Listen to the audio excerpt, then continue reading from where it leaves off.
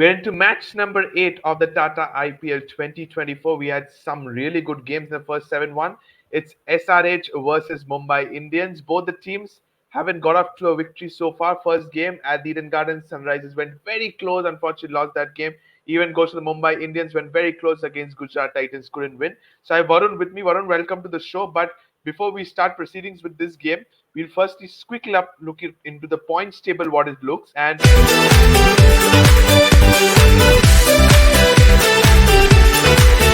here's the points table for what stands so far till yesterday. Chennai Super Kings got both their wins and sit right at the top. A huge loss for the Gujarat Titans slipped them out to sixth place. I'm sorry. So, what do you define this? A great start for CSK. You have a Rajasthan Royals who has been pretty good. So, top two is pretty much good. How, any other team you could have seen as they could have avoided a defeat by a closer margin? I mean, first of all, just talking about this season, I think every game has gotten so close, right? I think this whole season has been mostly of a thriller of a season in this first 7 or 8 games. So it's a good start to the IPL for the fans as well. CSK, yes, they have started well. I think they're doing good with Gaikwad as captain. He's feeling no pressure, and I think that's the advantage of having an experienced player like Dhoni in the team, right? So he helps, and then Gaikwad leads, and I think it's going pretty well. Rachin Ravindra was a surprise package. I personally didn't expect him to perform so well in the power play, and I think everything just turning around for CSK in a good way at the moment. Yeah, I mean, a game that I can think of which was really close, but the team lost was Sunrisers against the Kolkata Knight Riders. I mean, what can we say? We lost by 4 runs, right? We needed 60 of the last 3 overs. Somehow, So we when almost it got was there. five needed of 4 balls, Varun, were you really hopeful that you can get that over? I mean, who wouldn't be with 5 runs in 4 balls, man? But I mean, it's a good thing about the chase was that, as I said, we needed like 60 runs in 3 overs. We got really close to the target, so that's a good thing to look at. Sure, we maybe choked at the end of it, but Yeah. it's good to see that this team has the aggressive intent that we've been missing from the last couple of years. So it's some good signs already. Yeah, so far that points table looks good, but it's early calls. So far, just two matches have been played by some of the sides. Rest of them have played their first. Put back our focus to Sunrisers Hyderabad versus Mumbai Indians and Varun. Let's start with the head-to-head between these two sides. And here it is between Sunrisers Hyderabad and Mumbai. Faced each other 21 times before. 9 is to 12. Mumbai definitely has the edge, no doubt, because they have been one of the most successful franchise. But recently, under the leadership of Hardik Pandya, question mark has been raising. So it's not just Sunrisers who will back this, Sunrisers fans who will back SRH. There's many other fans that well, you will get a lot of support just because of Mumbai Indians. So how are you looking forward to this game? Can you see a 10 is to 12 going into this game? I really don't focus at this head-to-head games because it's all the past. Again, it's a new year, it's a new team, and the combinations and everything is different between both the sides. I think the reason because of this is we had a pretty rough patch since 2020. That's the only reason why Mumbai got 12, or else we would be right even with them. But going into this game, I think both the teams have good advantages because Mumbai Indians is really good in Hyderabad and they have the good batting and bowling that they need. But the only thing they're missing right now is Suryakumar Yadav. Right, Yep. he still has not gotten that fitness check done, and so he's still not available. And I think that's a plus point for Sunrisers going into the game. For Sunrisers But we Hyderabad, it's a also matter. witnessed, I'm sorry to cut you, Varun, yeah, but we also witnessed a super talented of Namandeep that game. He played a quick cameo of 15-20 runs, but he was super. So I think if he performs well today against Sunrise Hyderabad, it will be tough for Surya, but you know Surya's class, so he can definitely will straight away come into the 11. But that will also put a pressure like somebody like a Tilak Verma or a Deval Brevis, they have to perform, otherwise Namandeep can take their spot as well. Mumbai Indians, first of all, they have a really good scouting team, and that's what you've seen Yeah, last game. I think they've exactly. got a good buttload of talent. They tried him, it worked out. Tilak Verma is still going to play in this game, I feel, because it's his home ground. So I think that's an advantage where you have to look at him, Okay. where Mumbai Yeah. Indians have to play him. There's a lot of youngsters with the Mumbai squad, and unfortunately, a lot of them cannot get the chances. It's a team of 11. So, I mean, we can't talk about them all day long, but at the end, maybe one or two can make it into the lineup with all those kind of experienced players, right? So, I think Tilak Verma and the guy who scored that quick fire 20 of the 10 Yeah. balls, right? Namandeep. Yeah. Yeah, Namandir, I think, yeah, those both are going to be in the lineup. Okay, and going to the form SRH has at this very much stadium back at home in the Rajiv Gandhi.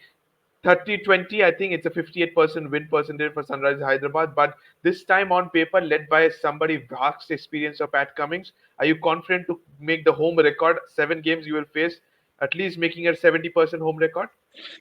We're hoping so. I mean, that didn't work out last year. I think, as I said, I think in last time's meeting, I don't think I did, but Brian Lara and Adam Markram, they didn't know how the pitches were going to work. They Okay. didn't know the players. They didn't know, how Hyderabad basically is. They did not communicate with the pitch coordinators as well, and it just messed up. We only won one out of the first 7 games at home. But Okay. this time, Vettori, Pat Cummins, they have experience, especially Vettori, being an IPL coach for almost 3 to 4 years. Yeah. He knows what the conditions are like. And Pat Cummins, being a World Cup player, World Cup winning captain, playing in India, right? These guys have already communicated with the HCA and the pitch coordinators of how everything should be. It should be according to the team, and which wasn't Yeah. last year. So everything is going according to plan. At least this year, the only thing is our middle order needs to show up, and we need some good wicket takers during the middle overs. I think that's the only thing we're lacking. Even though we're playing at home, sometimes you need the right team composition and the right team to play during that over setup, right? So I think if Yeah. that works out, the game works out for us. Absolutely, 100% agree. And I think this sums up the stadium statistics as well. Moving on to the schedule,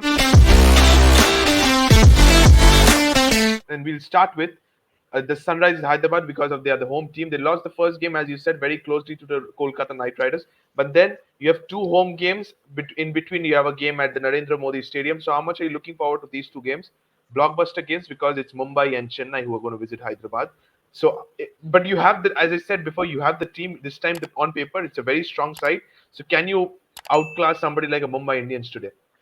All the teams are pretty hard competitors after seeing the starting of the season, especially Gujarat Titans. I mean, even under Shubman Gill's captaincy, Yeah, there seems to be no change within the Gujarat Titans camp at all correct, that I can say. I think it's all Ashish Nehra's brilliant planning and his brilliant correct. mind, which is running the Gujarat Titans setup. So I think that's one thing to wonder about. I think when we're playing in home conditions, I'm not really going to talk about it because we do have a slight advantage there. Um, but it's just the Gujarat Titans game. I'm just a bit worried about. Is their home ground? They're pretty dominant there. Sunrise, we haven't really had such a great record against these Gujarat players as well. But they are missing a few players as well that we have struggled in the past, Yeah. like Mohammad Shami is the main one. He's the main culprit of us losing a few games here and there. So he's a But big miss, also, and Varun, it's a day game, so you will it's a not big have game. the due factor there. So I Right? think it's going to be an even Stevens game. It's Yeah, it's then going to the be even. spinners will come into play. So can that be advantage, or you can say a 50-50 game? Uh, to be very honest, Sunrisers don't have wicket taking spinners, in my opinion. I mean, you got Mayank Markande, I think, who's the only bowler capable of taking at least Yeah. a couple of wickets. But when you look at someone like Glenn Phillips, Aidan Markram, Abhishek Sharma, Shahbaz, Washington Sundar, these guys can bowl. Maybe they can contain their runs, but they can't take wickets, and that's a And problem in the what's the spin update department. of One Indu Hasaranga? I think he's gonna come after the Gujarat Titans game. Okay. Yeah, so I think that's going to be a little problem for us. But I mean, it's going to be a close game. Both the teams are pretty even. So Absolutely. And going to the Mumbai Indians schedule, they also lost their first game to the Gujarat Titans. That was a very close encounter. Then they face Hyderabad today, and then they have two back-to-back home games. They face Rajasthan Royals and the Delhi Capitals. For Mumbai to go back home before this, how important is this game? Because we know they are used to losing a few games at the start, but if you look into this year, I think every single team, as you said, rightly said, is very strong. So every single game is important. How important is this game for Mumbai Indians as well? I mean, when every team is pretty strong, that means this competition is looking pretty even. And Correct. for me personally, um, the first 2 or 3 games for each team, even if they lose, I don't think it's going to be a big problem. But because still you're trying to figure out what's your best team and Yeah. how are you going to play on these pitches. I mean, practice pitches and the net sessions, they do not conclude how you're going to play in the real Correct. game. So you need to 100% first, agreed. Yeah. yeah. So you first need to see how it's going to work out in your first 3 games away and at home. So they're playing it away now in our home Yeah. stadium. It's going to be a good batting track, which is going to be a good test to their batsmen to see who are going to perform in away conditions. If somehow the situation is going to be similar. So Namandir instead of Suryakumar Yadav, right? So I think he has a big point to prove to fill in the shoes of Suryakumar Yadav because I'm Yeah. hearing that it's going to be ruled out for the whole season now. Okay. So That's going to be a that's a huge big miss. blow for Yeah. Mumbai Indians. Yeah. agreed with this. And they have two home games, but at Wankhede we know Rajasthan Royals won't be easy this season. Rajasthan, I think, have one of the best balanced squad on paper, but we'll see what happens. And then you have a Delhi Capitals who are also yet to win a single game. They have played only one game though. But let's put our focus back to Sunrisers versus the Mumbai Indians, and Varun, we'll move on to the best match of these two sides in IPL history. I have one for you. And can you remember this game? I'm sure you did, but did you remember that 136 chasing 137? By any chance, did you believe that under the leadership of David Warner you would lose this game? First, Joseph making his debut. Never expected him to take 6 wickets, just conceding 12 runs. I mean, it was pretty surprising, but it's part of the game. This format's pretty unexpected. Anything can happen, and this happened. But I'd rather like to remember where we scored 118 all out, and then they scored 87 all out. That's a much better game for me to keep in my brain. Yeah. Okay. Yeah, but we have seen close encounters between these two sides. So at Hyderabad, we will definitely talk about the pitch report, and let's bring into the pitch report straight away. And talking about this stadium, 33 games, 31 games have been won by the team batting first, 40 games by the team batting second. Similarly, toss is not that of a factor because 46 of the matches the team has lost has eventually wanted to win the game. So toss is not a factor, but I must tell you, can we expect us like a 140, 145 kind of an encounter here? I'm expecting a 180 or 190 kind of encounter here because I think that's what we faced last year as well when facing the Mumbai Indians. It's going to be a good batting track, as I said, and I think a lot of batsmen are going to thrive here, especially from the Mumbai Indians side because, fortunately for their side, any batsman in the team they can just set onto any type of surface, and Yeah. that's where the problem lies for the Sunrisers. We have to play aggressive, no matter what the conditions are. We need to try our best and score the most runs we can. And I think if you win the toss, you need to bowl first. Chasing is the way to go here. Absolutely, and both the teams have a strong batting unit, deep batting unit, I must tell you. So I think chasing should be the ploy for both the sides. That's absolutely correct, I think. Let's move on now to the top three players to watch out for both these sides. And for Mumbai, I have Rohit Sharma, Naman Dheer, as you rightly said, and Tim David. And for Sunrisers, there's Abhishek Sharma, Aiden Markram, and T. Natarajan. I haven't mentioned the obvious names of a Henry Klassen or somebody else because they are obviously supposed to perform. But Naman and Tim David, if you remember that game, Tilak Verma refused a single for versus Tim David, and that could be and something of a disappointing moment for him. Can he show his skills that he can play spin as well as pace and come out on top today? Similarly, somebody like an Abhishek Sharma, who has been given a chance ahead of somebody like a Travis Head. So talk us through these two players, please. I mean, for these three players, I think some of these next game performances really depend because it's gonna be hard to keep the performances. Not Rohit Sharma, but the rest of these five. Because Yeah, Rohit Sharma, let's give him a side. I think no one can really drop him. But for Naman there, as I said, Surya Kumar Yadav might be out for the whole season. yeah, And I don't really see any other big replacement for Mumbai for Hardik. So Namandir has already come in, so he's gonna have to continue. And how is he yeah, gonna have to continue? He needs to perform, or else they're gonna try someone new. What if he yeah. doesn't work out? So the number three, number four spot is gonna be a big dilemma if this guy does not perform. And for Tim David, I don't know why, but I was really, really afraid of Rashid Khan the other day. Usually he just smacks the ball wherever he wants to, but he was playing pretty defensive. And to be honest, in those kind of situations, with the kind of mind that Tilak Verma has, I really didn't blame him at that time. But really, he really needs to show up Tim David right here Yeah. because his position really depends on these games. And for Abhishek Sharma, he does not have a good record in Hyderabad whatsoever, especially in the power play. Within the first 2 overs, he's very, very likely to get out. And when you have a But he was bowling good versus Kolkata at Eden, though. he's a pretty good in the on the Kolkata pitches, and a good thing was that Mayank Agarwal took most of the strike against Mitchell Stark, and I think that's where the weakness comes in for Abhishek Sharma. A lot of teams have already exploited his weakness, which is the Yorker right in the power play, and that's where his weakness is. If he gets rid of that, it's pretty good for him. And I think having a Jasper Bumrah on the other side, Abhishek is gonna struggle in this game. Aiden Markram, You have a Glenn Phillips, you got a Marco Jans, you got a lot of top overseas players trying to make it in into the lineup. And I think that this is the last maybe one or two chances for Aiden Markham to prove himself.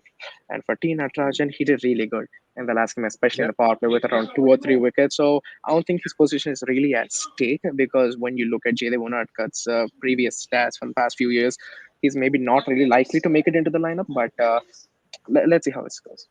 Okay, so you agree with these three players to watch out for both the Yeah. sides, I somehow say. Okay, now let's look into the battle. I'm very much excited. The battles for both the sides.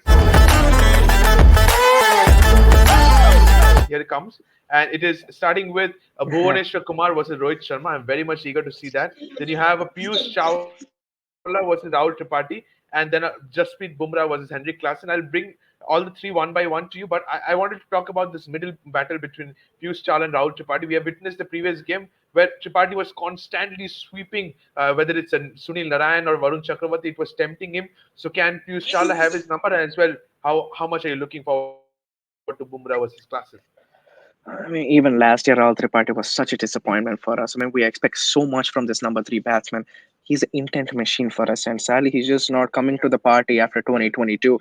And I think this is the game where it matters the most because a lot of fans they don't even want him in the team anymore. Yep. Uh, so I think Sunil Narayan, Varun Chakravarti, they really know him very well. He was in KKR, but aside from the fact he was out of form and he just can't play any other shot than the sweep shot against the spinners. So I think that's a problem. I think the teams have again exploited his spin problem, just like how other pacers have known what's Abhishek Sharma's weakness in the power play, the Yorkers. Okay. So Rahul Tripathi really needs to be careful. Again, Hardik Pandya, Rohit Sharma, they know him as well. So he needs to be really careful of where he hits the ball as well. So he Yeah. needs to maybe try and experiment things a bit, not just a sweep shot, right? Not fidgeting around like this and Correct. then trying Yeah. for the sweep shot, right? He needs to try something different. And which battle are you most eagerly waiting to watch? I'm looking for a Heinrich Klaasen versus Jasprit Bumrah. I mean, we know that he's a spin basher. But what can he do against Jasprit Bumrah is my question. I mean, as I said, we know he's a spin basher, but against pace, I don't think he really has a great record. Mitchell Stark, since he wasn't such a great death bowler anyways in Yeah. T20s, that's why he got smacked. But Jasprit Bumrah, he's top class. We can't rule that Exactly. out. So Heinrich Klaasen in the death versus Bumrah in the death is going to be a battle to watch out for.